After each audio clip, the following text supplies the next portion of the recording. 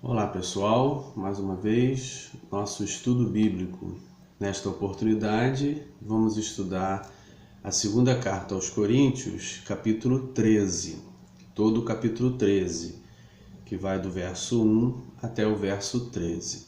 Segunda carta aos Coríntios, capítulo 13, faz parte daquele bloco literário que iniciou no capítulo 10. Capítulos 10, 11, 12 e 13 compreendem um bloco literário em que a temática é a defesa do apóstolo Paulo diante dos coríntios àqueles que o acusavam de ser um apóstolo falso, de não ter as credenciais apostólicas, como ter andado com Jesus no seu ministério terreno, ter sido então enviado por Jesus no seu ministério terreno, ou ter sido um dos discípulos dos apóstolos que andaram com Jesus.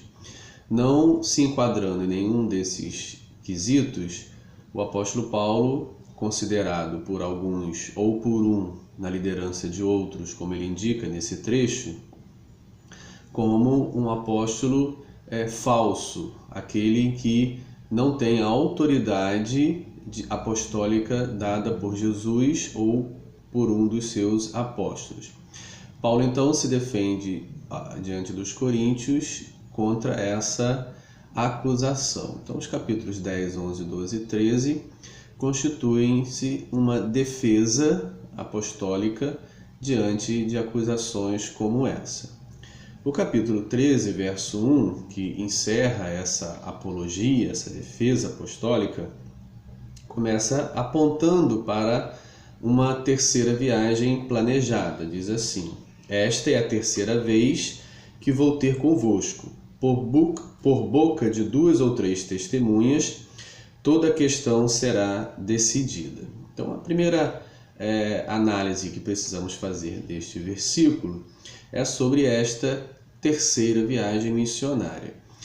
No livro dos Atos dos Apóstolos, que falam das viagens missionárias de Paulo, não menciona 3 viagens a Corinto. Menciona a primeira, no capítulo 18, em que Paulo vai então fundar a comunidade cristã em Corinto, onde passa ali 18 meses, e há uma menção no livro dos Atos de uma segunda viagem no capítulo 19. No capítulo 19, por exemplo, verso 21, ele faz a menção a esta segunda viagem a partir dos Atos dos Apóstolos. Ele diz: cumpridas estas coisas, Paulo resolveu no seu espírito ir a Jerusalém, passando por Macedônia e Acaia, região onde está a cidade de Corinto. Também no capítulo 20 de Atos, versos 2 e início do 3, diz que, havendo atravessado aquelas terras, fortalecendo-os com muitas exortações, dirigiu-se para a Grécia. Verso 3, onde se demorou 3 meses. Então, o livro dos Atos menciona 2 viagens. Capítulo 18, a qual funda a igreja na cidade dos Coríntios, e esta segunda, esse retorno, onde ele passa 3 meses, mencionado no capítulo 20.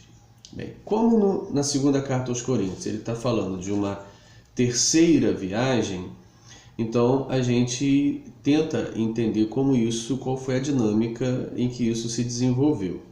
A terceira viagem que ele chega-se à conclusão, isso pesquisas e estudos, chegam à conclusão que esta terceira viagem mencionada por ele na segunda carta aos Coríntios, capítulo 13, é a segunda no livro de Atos, capítulo 20, versos 2 e 3, que já lemos. E entre a primeira, no capítulo 18, e a segunda, no capítulo 19 e 20, haveria uma intermediária, em que algumas vezes menciona, por exemplo, no capítulo 1, segunda carta aos Coríntios, capítulo 1, verso 23 ao capítulo 2, verso 1, e capítulo 12, verso 14, haveria uma viagem intermediária que o livro de Atos não mencionou. E essa viagem intermediária teria provocado todas essas conturbações. Teria sido uma experiência ruim, porque nessa segunda viagem intermediária, ele então foi acusado e desqualificado entre os coríntios e criou uma situação bastante animosa entre Paulo e os coríntios. Então, agora, na terceira viagem, vai se resolver as questões. Então, para que a dinâmica fique claro na nossa mente, então o livro de Atos menciona 2 viagens que seriam, e o apóstolo Paulo menciona 3 viagens. A conclusão é que as 2 viagens mencionadas nos Atos são a primeira e aquela que Paulo chama de terceira. E há uma segunda, que o livro de Atos não menciona, intermediária, onde causou todo esse conflito, onde ele foi apontado lá, né, em consequência de todas aquelas acusações, e criou toda essa animosidade. E agora, uma terceira vez, ele voltará para resolver as questões. Eu creio que ficou claro essa dinâmica das 3 viagens que Paulo menciona no seu texto e das 2 mencionadas no livro dos Atos dos Apóstolos. Bem, a segunda parte do versículo 1, ele fala que nessa terceira viagem serão definidas as coisas a partir de uma regra jurídica, né? Baseada, por exemplo, em Deuteronômio capítulo 19, verso 15. Por boca de 2 ou 3 testemunhas, toda questão será decidida. Então, essa terceira viagem se apresenta como uma viagem em que as questões serão discutidas e analisadas e resolvidas a partir de uma instrução forense, a partir de uma instrução legal, ou seja, citando a lei. Ele diz, olha, todas as questões serão resolvidas segundo a lei. Como é que a lei determina? A lei determina, e claro, ele está falando, né, da lei judaica, a lei determina que por meio de 2 ou 3 testemunhas as questões sejam resolvidas. Ou seja, sejam testemunhas de acusação, sejam testemunhas de defesa. O fato é, a partir do testemunho de 2 ou 3 pessoas, será estabelecido a verdade dos fatos e será dada a conclusão e a sentença. Então, muda-se a forma pela qual ele se dispõe a ir. Nas primeiras, ele vai no amor, ele vai na humildade, ele vai com características próprias que ele entende ser o ministério apostólico de Jesus Cristo. Mas nesta terceira, diante das adversidades e questionamentos e conturbações, ele vai então a partir de questões jurídicas. Embora ele mesmo já questionou isso na primeira carta, no capítulo 6, principalmente no verso 7, onde ele sugere aos irmãos que fiquem no prejuízo, ao invés de levar outro irmão ao tribunal. Mas parece que a questão está tão agravada que não é suficiente ficar no prejuízo, nesse caso aqui, onde envolve difamação, onde envolve acusações falsas e que denigre a autoridade apostólica de Paulo. Então, parece que aquilo que ele sugere na primeira carta, capítulo 6, verso 7 especificamente, não se aplicaria a essas questões de difamação, né?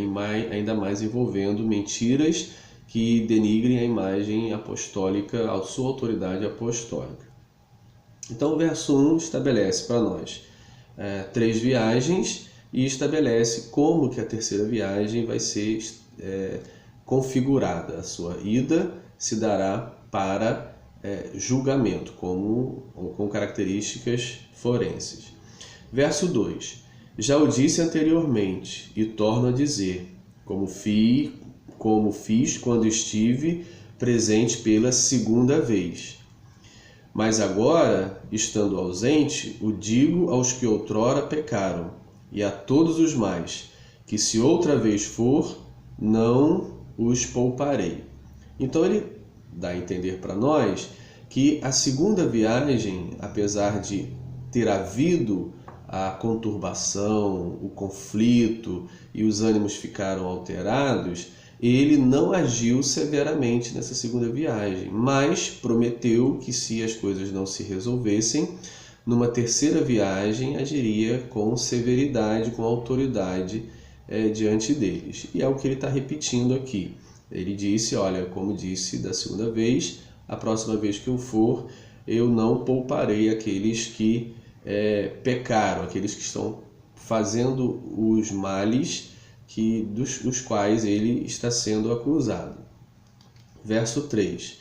Posto que buscais prova de que em mim Cristo fala, o qual não é fraco para convosco, antes é poderoso em vós.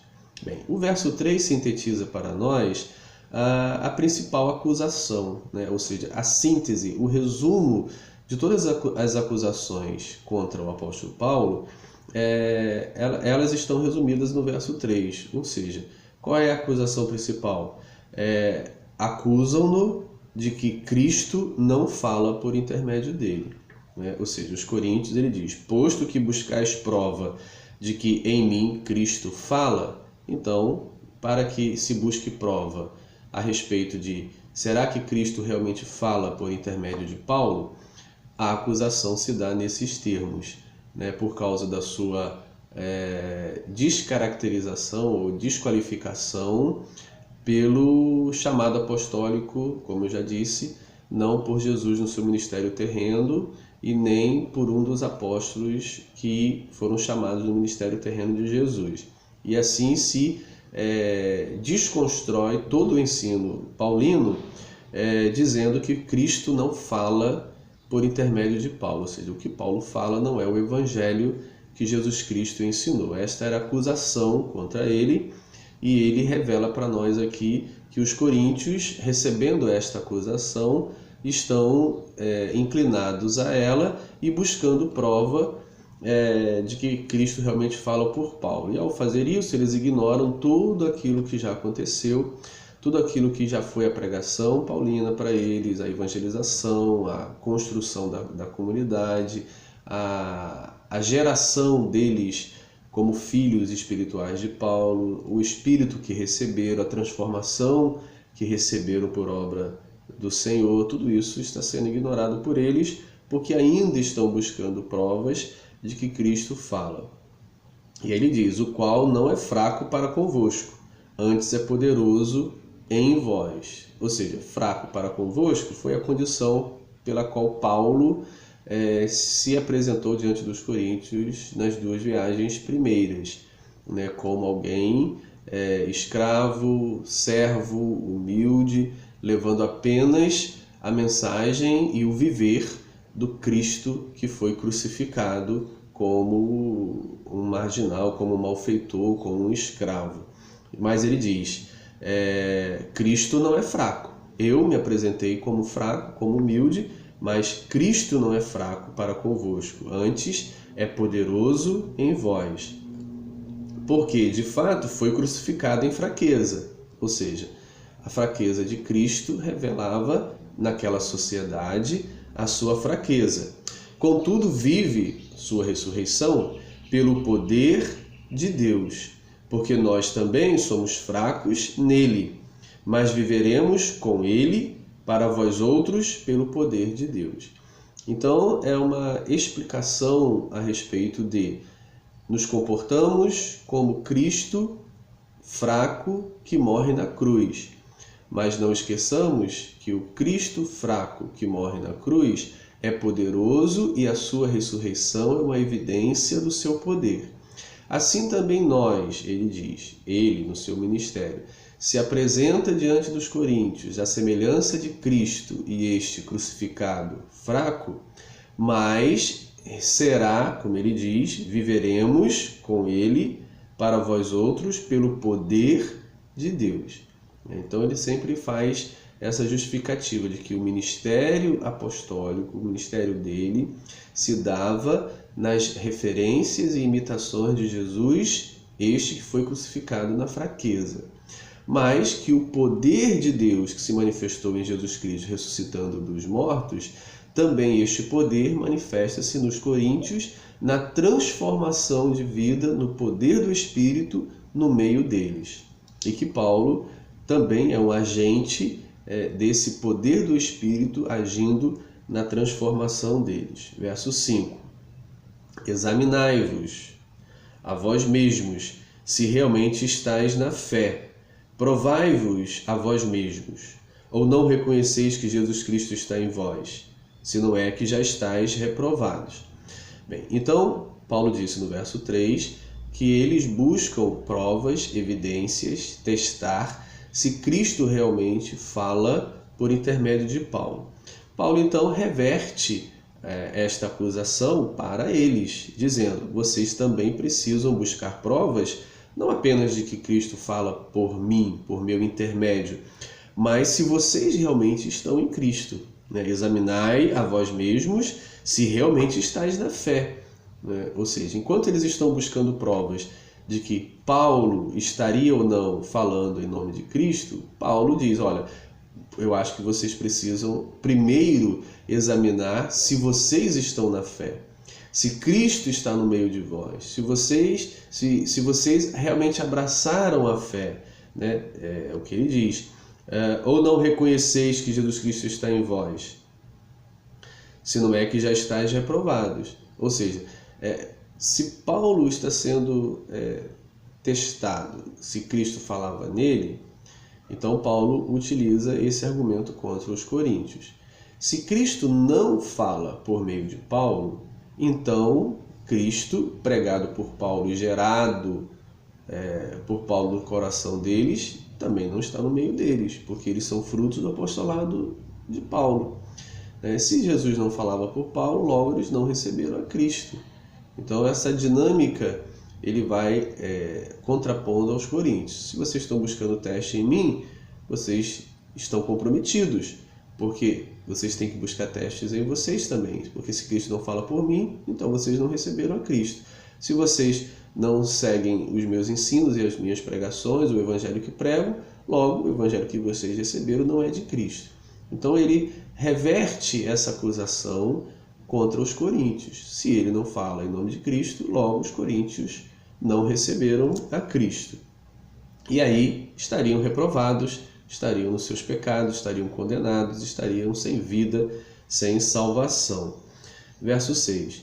Mas espero reconheçais que não somos reprovados. E aí ele fecha essa argumentação dizendo: se vocês reconhecem que nós não somos reprovados, que nós falamos em nome de Cristo, então vocês também não são reprovados. Ou seja, a reprovação aqui para Paulo ela é coletiva, ela envolve Paulo e os coríntios.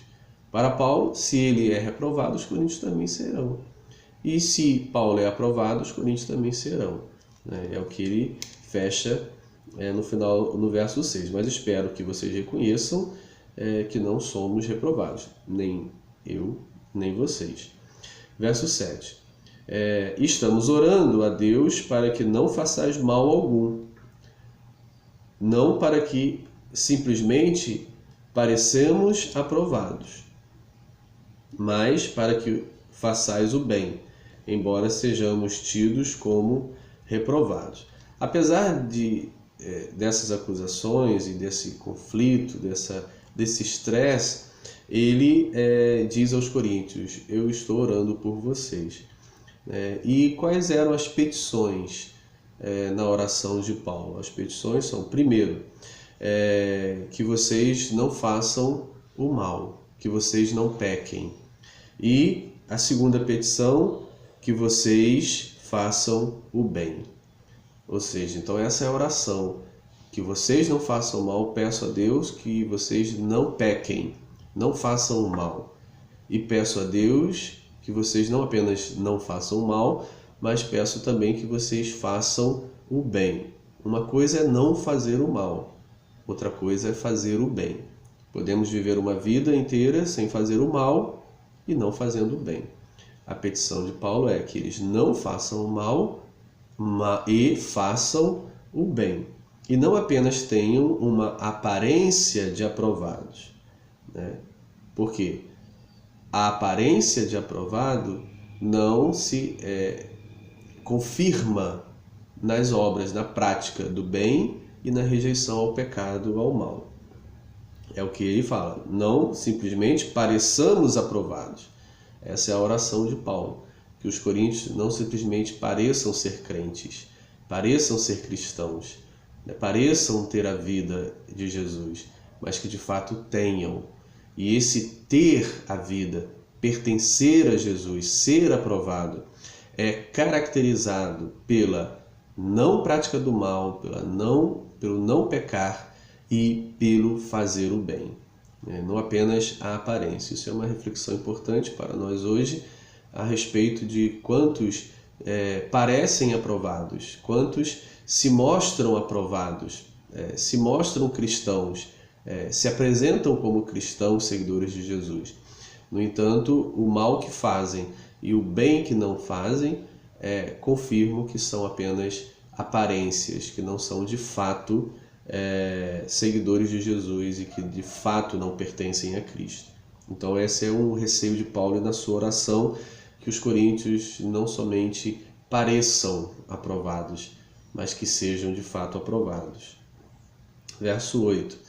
Porque nada podemos contra a verdade, senão em favor da própria verdade.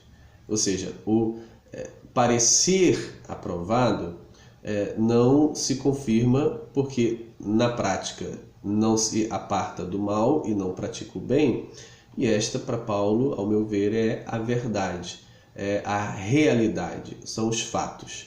Os fatos mostram o que realmente somos. E aí ele diz, contra a verdade, né, em outras palavras, não há argumento, né? Porque nada podemos contra a verdade, senão em favor da própria verdade. Se eles são de Cristo, então a verdade se manifestará na prática deles, apartando-se do pecado e praticando o bem. Verso 9. Porque nos regozijamos quando nós estamos fracos e vós fortes. E isto é o que pedimos, o vosso aperfeiçoamento. Então, Paulo manifesta a sua alegria, né, e o seu objetivo, o seu alvo, de que ele sente-se feliz pelo crescimento dos coríntios, pelo fortalecimento dos coríntios, e não se importa de estar entre eles como fraco, né? Como ele diz, regozijamos quando estamos fracos e vós fortes. É como que se a relação fraqueza e força tivesse um vínculo direto. À medida que os coríntios ficam fortes, Paulo fica fraco, como se sugasse, né, dele a força, ele ficaria fraco e os coríntios fortes. E isso para ele é alegria, ou seja, é o dar vida, dar de si para o outro. Enfraqueço, o outro fortalece. E ele diz que isso para ele é grande alegria, porque ele vê nisso um crescimento. Verso 10. Portanto, escrevo estas coisas estando ausente, para que, estando presente, não venha a usar de rigor, segundo a autoridade que o Senhor me conferiu, para edificação e não para destruição. É como se ele utilizasse um último recurso, né, um último objetivo, um último meio para evitar que a sua ida aos Coríntios, nessa terceira viagem, fosse como um tribunal estabelecido. Ele tenta convencê-los nesses trechos, do capítulo 10 ao 13, a recuarem, a rever as suas posições, a questionarem as acusações que são feitas a ele, para que ele, ao chegar lá, os encontre apaziguados, convencidos de que Paulo realmente é um apóstolo de Cristo, para evitar que ele esteja lá e tenha que constituir um tribunal e estabelecer todas as coisas por meios jurídicos, como ele já disse no verso 1. Ele ainda espera não fazer isso, ele espera chegar lá e não ter necessidade de fazer isso. E ele finaliza o verso 10 dizendo que qual é o objetivo do apóstolo, né? Qual é o objetivo do ministério apostólico? É a edificação e não a destruição. Com isso, ele compara-se diante dos coríntios com os apóstolos eminentes que estão causando toda essa perturbação e estão denegrindo a sua imagem. O que eles estão colhendo? Eles estão destruindo a comunidade. Mas Paulo deseja construir a comunidade. Com isso, ele imprime a marca do apóstolo, a marca do homem de Deus, do servo de Deus. É aquele que quer edificar, construir e não destruir. Com isso, os coríntios podem usar como referência, como medição, quem são os apóstolos verdadeiros, né? Construir ou destruir. Paulo diz, eu quero sempre construir, mas esses estão destruindo, primeiro a nossa relação, nosso relacionamento, e com o passar do tempo o evangelho e a igreja de vocês. Então, no verso 11, quanto ao mais, irmãos, aí diz a minha tradução revista e atualizada, a palavra a Deus, que é uma tradução ruim. A gente precisa examinar isso com mais profundidade. A palavra grega é hairete.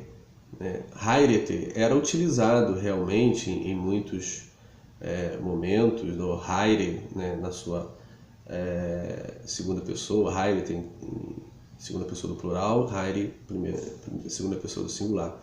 Era uma expressão utilizada para saudação, realmente, ou despedida. Mas aqui a tradução não poderia ser a Deus, como se estivesse despedindo ainda no verso 11, né?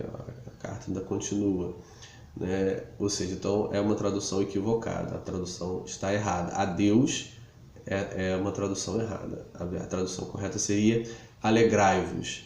Além do mais, ele está estabelecendo uma lista de desejos e de orientações pastorais aos coríntios. E nessa lista de 5 advertências, de 5 orientações pastorais, estaria então essa primeira, hairete, que significa alegrai-vos, depois aperfeiçoai-vos, consolai-vos, sede do mesmo parecer, vivei em paz. Então são 5 orientações pastorais que ele dá aos coríntios, apesar do contexto literário, capítulos 10 ao 13, ser um contexto bastante difícil, porque envolve uma defesa, acusações, exibição das suas credenciais carnais e orgulhos e aquilo que ele se gloriava, e ele diz isso é insensatez, mas eu vou ter que fazer. Apesar de todo esse aspecto duro e negativo, ele termina o texto com positividade, né? Dizendo aos coríntios o seu desejo e orientando eles para aquilo que é positivo, para aquilo que é construtivo. E aí estariam então essas 5 orientações pastorais: alegrai-vos, aperfeiçoai-vos, consolai-vos, sede do mesmo parecer, vivei em paz. Tá ok? Então, se você está usando uma revista atualizada, Almeida, como eu estou usando aqui agora, pode corrigir essa palavra aí no verso 11. Quanto ao mais, irmãos, a Deus. Não é isso, está errado. Quanto ao mais, irmãos, alegrai-vos. Aí seria aperfeiçoai-vos, segunda orientação. Consolai-vos, sede do mesmo parecer, vivei em paz, e o Deus de amor e de paz estará convosco. Essas 5 orientações pastorais se opõem a todo o comportamento dos coríntios até aqui e que também revela nas cartas nessa defesa de Paulo. Ele diz, alegrai-vos.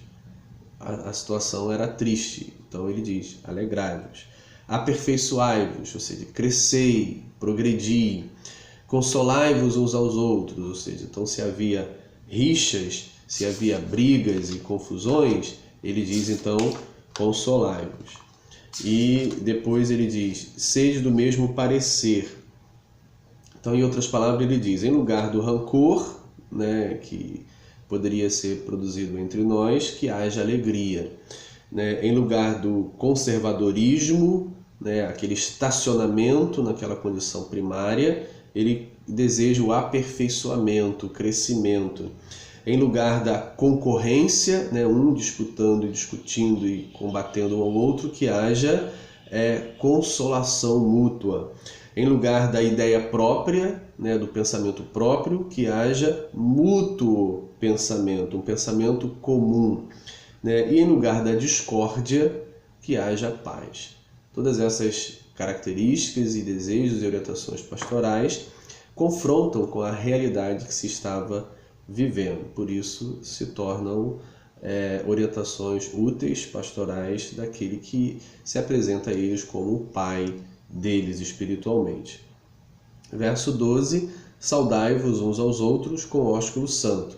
Todos os santos vos saúdam. Bem, uma observação curiosa, importante no verso 12, é ressaltarmos que esse cumprimento com o beijo era uma inovação da igreja, né? Porque nas tradições das sinagogas, nas tradições judaicas, não havia esse costume, né? Segundo Barré nos fala sobre isso, não havia esse costume da saudação com beijo, né? Ou seja, nas tradições judaicas, sinagogais, na Palestina e tal, não havia esse hábito, esse costume da saudação com ósculo, com beijo.